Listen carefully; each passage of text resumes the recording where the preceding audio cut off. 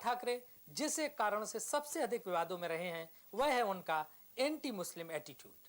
हालांकि ठाकरे बार बार यह भी कहते रहे हैं कि वह केवल उन्हीं मुसलमानों के खिलाफ हैं जो या तो प्रो पाकिस्तान है या बांग्लादेश से आकर बस गए हैं और भारत विरोधी गतिविधियों में शामिल हैं।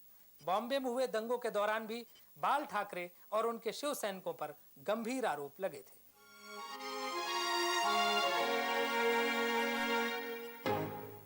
बाल ठाकरे साहब को मैं मुस्लिम विरोधी भी मानता हूं और मेरे नज़दीक चूँकि वो सेकुलरिज्म के भी बहुत ख़िलाफ़ हैं, इसलिए मैं सेकुलरिज्म विरोधी भी मानता हूं उनको, और इस माने में मैं समझता हूं कि वो देश विरोधी भी हैं।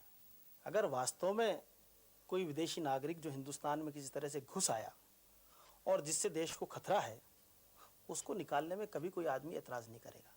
लेकिन किसी एक जाति बिरादरी को परेशान करने के लिए, या ऐसे भी वहाँ से बहुत सारे उदाहरण आए कि जो लोग बेचारे बरसों बरस से वहाँ रह रहे हैं और उनको सिर्फ इस नाम से परेशान करने के लिए अगर इस तरह की बात कही जाती है, मुहिम चलाई जाती है, तो निश्चित रूप से एक उसको राजनीतिक षड्यंत्र भी कह सकते हैं और एक बदनीयती का उदाहरण भी कहा जा सकता है। उनका कहना यही है कि आप जिस धरती में रहते हो, जिस धरती का खाते हो, जिस धरती आपकी सेवा करती है, जो देश आपकी, जिसे हम माँ कहते हैं, मातृभूमि, you have to be total nationalist. Anti nationalist चाहे किसी भी रिलीजन का हो, उसके अगेंस्ट है वो। हमारे देश में बांग्लादेश के और पाकिस्तान के नागरिक बिना पासपोर्ट और बिना हमारे परमिशन से रहे, ये कैसा सहा जा सकता है? बाल ठाकरे जी ने जो कहा है उससे सरकार पूरी तरह से सहमत है। अच्छा, आपने एक बार कहा था कि अगर आपको कोई हाथ लगाएगा तो पूरी कौम को साफ कर दिया जाएगा, इससे क्या मतलब था? मैंने कहा कि जाति जमाते की जो भी कौम हो, ये कहा कि मुसलमान हो उसके कौम हम ख़त्म करेंगे।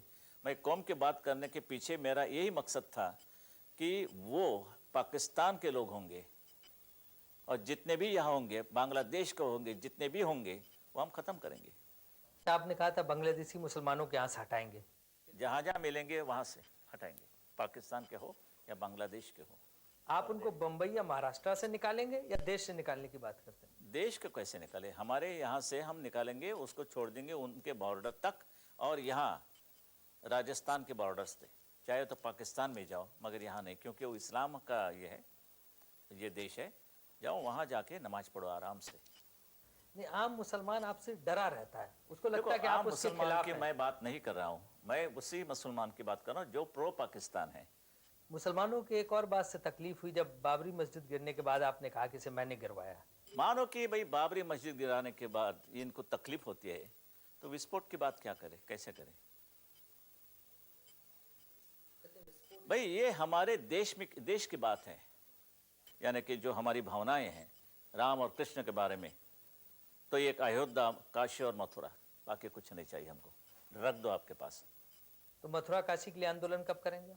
आंदोलन का क्या सवाल है? चलो गवर्नमेंट ले आइए दिल्ली में, सेंट्रल गवर्नमेंट, और वो हिम्मत नहीं कहे बताएं तो हमें उनके खिलाफ भी लड़ना पड़ेगा, कोई भी हो, वो बीजेपी की गवर्नमेंट हो तो भी मैं लड़ूंगा। लेकिन बीजेपी कहती कि मथुरा और काशी तो मेरे एजेंडा में है ही नहीं। हम लिख देंगे वो एजेंडा, हम लिखेंगे काशी और मथुरा का नाम, मैं करूंगा वो। मुसलमानों की भावनाओं को ठेस नहीं पहुंचेगी? भाई ये देश किसका है ये पहले बताइए। मुसलमानों को पाकिस्तान मिल गया है, हमें हमारा जो बाकी बात रही वो हिंदुस्तान है। यहाँ के कोई कानून होते हैं, और क्या हम नहीं चले उस कानून के रास्ते से? तो महाराष्ट्र में तो आपकी सरकार है, आप हम तो सिविल कोड लागू नहीं जरूर करेंगे, जरूर करेंगे, हम बकवास नहीं कर रहे हैं। बिल्कुल यूनिफॉर्म सिविल कोड लागू करेंगे आप महाराष्ट्र में? बिल्कुल, it is in the interest of the nation. हम क्या बुरी कर रहे हैं? कोई सरकार तो कोई उखाड़ नहीं दे रहा है, तो anything that interest, it is in the interest of the nation, हम तो करेंगे। कैसे रोकेंगे? कौन रोकेगा? महाराष्ट्र में हुए विधानसभा चुनाव के पहले ही बाल ठाकरे ने घोषणा कर दी थी कि राज्य में शिवसेना और भाजपा गठबंधन की सरकार बनी तो मुख्यमंत्री चाहे जिस दल का हो, रिमोट कंट्रोल वे अपने हाथ में ही रखेंगे। और आज सरकार बनने के बाद भी बाल ठाकरे अपने उसी बयान पर कायम है। बाल ठाकरे ही महाराष्ट्र की सरकार चला रहे हैं, ये मैं जानता हूँ, ये मैं बता चुका हूँ, और बाल ठाकरे आज वहाँ बेताज बादशाह हैं, इससे कोई इनकार नहीं कर सकता। बिल्कुल नहीं, वो हमारे बहुत बड़े नेता हैं और अनुभवी नेता हैं, वो हमारे हाईकमांड है, इसलिए हमें मार्गदर्शन करते हैं, लेकिन प्रत्यक्ष हस्तक्षेप वो नहीं करते। रिमोट कंट्रोल से चलने वाली सरकार हमने तो डेमोक्रेसी के अंदर नहीं सुनी थी, और यदि ये सत्य है तो ये नॉर्मल सरकार नहीं है, ये तो एक अब नॉर्मल सरकार हुई। Which Congress chief minister ever had any independence? They were always run by remote control by the high command. ये सब तो ठीक है, अगर ये बाल ठाकरे कहता है तो आप सब कह रहे हैं अनडेमोक्रेटिक कैसे हो सकता है, but it's not a new phenomenon in Indian politics. बाकी सभी दल ऐसा ही करते हैं। कांग्रेस पर भी कांग्रेस अध्यक्ष का नियंत्रण होता है, कम्युनिस्ट पार्टी का पॉलिट ब्यूरो ही कम्युनिस्ट पार्टी की सरकारें चलाता है। फर्क सिर्फ इतना है, बाकी लोग ढोंग में लिप्त हैं, इसलिए वो इस बात को स्पष्ट नहीं कहते। ठाकरे जी स्पष्टता से बोलते हैं, इसलिए वो इस प्रकार का बयान देते हैं। जैसे शिवसेना के एमएलएज ने मनोहर जोशी को अपना नेता चुन लिया, तो अब वो इलेक्टेड चीफ मिनिस्टर हैं एमएलएज के, तो उनको रिमोट कंट्रोल से उनको कंट्रोल करना कितनी ठीक बात है? देखो, ये एमएलए ने नहीं चुना उनको, मैंने बिठाया। एमएलए ठीक है, वो मानना पड़ता है कि बट इलेक्शन एंड सिलेक्शन में फ़र्क करना ही पड़ता है। इलेक्शन हो गया, सिलेक्शन मेरा बन गया। लेकिन डेमोक्रेसी में रिमोट कंट्रोल की बात ठीक है? कौन सी डेमोक्रेसी की बात आप कर रहे हैं? काहे की? यहाँ तो डेमोक्रेसी कभी पैदा भी नहीं हुई, ना कहीं मैंने देखी। ये चीफ मिनिस्टर आपसे डर के काम करते हैं?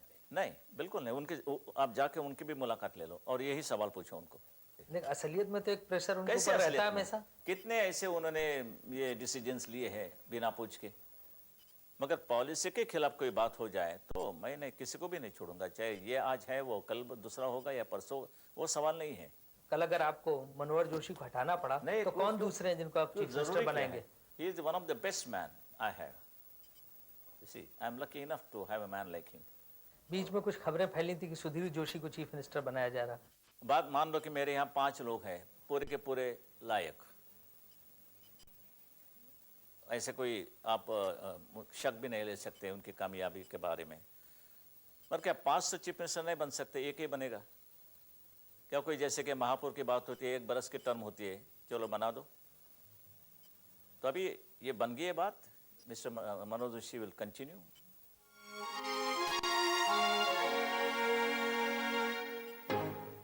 बाल ठाकरे से जुड़ी कंट्रोवर्सीज पर हम और चर्चा करेंगे, लेकिन एक ब्रेक के बाद।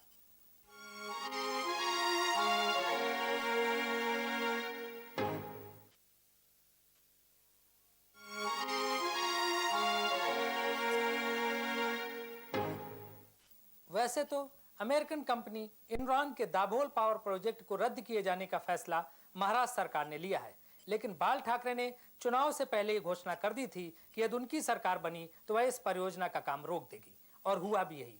इसीलिए कुछ लोगों का कहना है कि महाराष्ट्र सरकार ने यह फैसला बाल ठाकरे के दबाव में लिया है। जब इनरॉन प्रोजेक्ट का एग्रीमेंट हुआ, उस समय इस एग्रीमेंट को सीक्रेट रखा गया। कोई भी एक लोक प्रतिनिधि लोगों से चुनी हुई सरकार किसी भी एग्रीमेंट को ये सीक्रेट डॉक्यूमेंट नहीं मान सकती थी।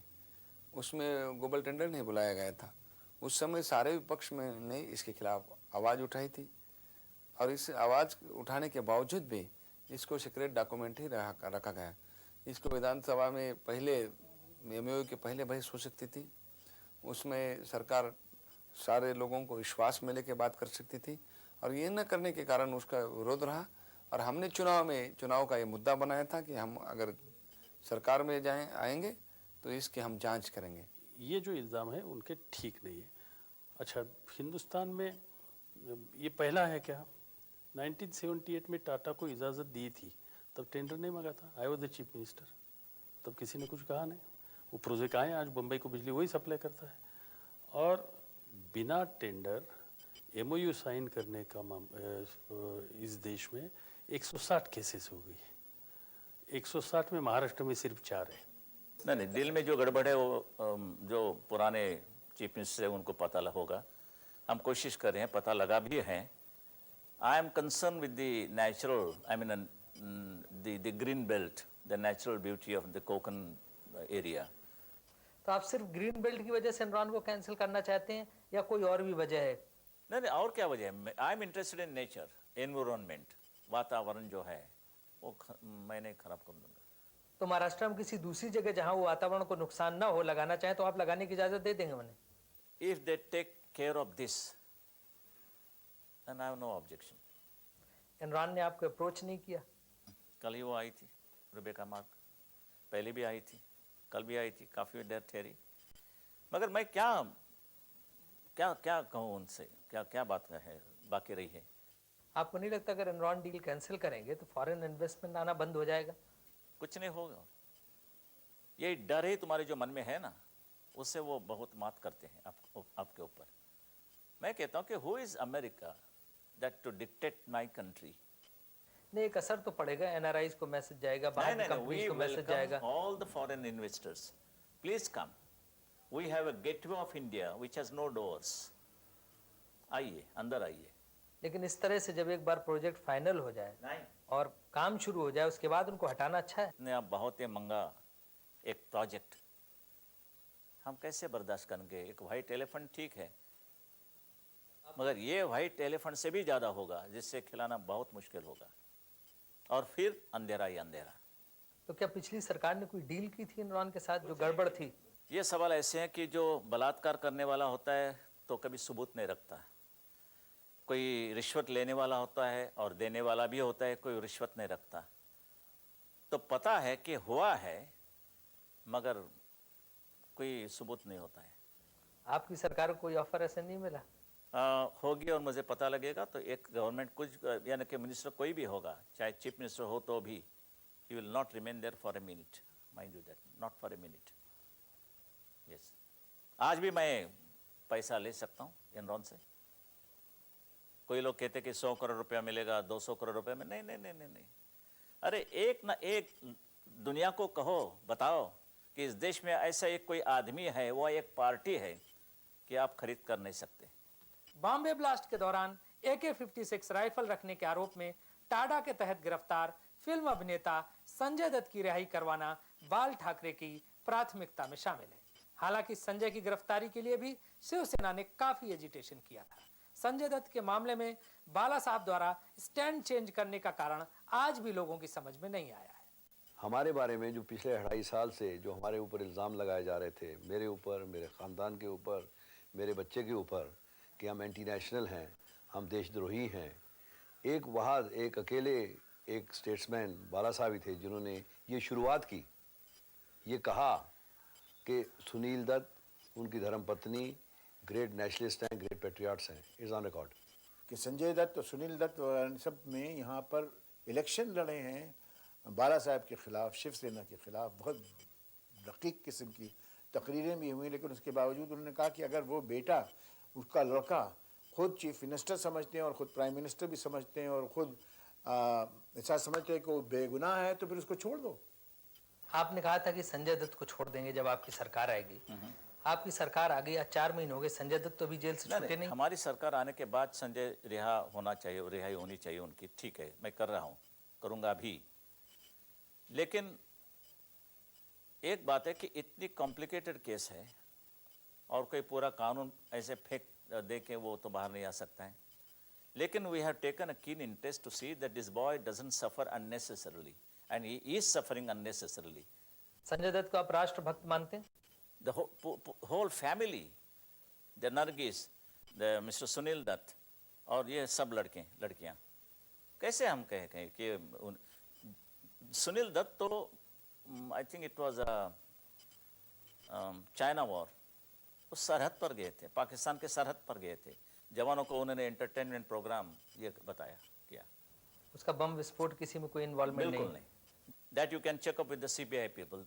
पहला रिपोर्ट में उनका ये कहना था, जज साहब के बात पहले आई तभी उन्होंने कहा कि इस लड़के का इसमें कोई बम विस्फोट में हाथ नहीं है, मगर जज ने नहीं माना तो क्या करें, अंदर तो बैठना पड़ेगा।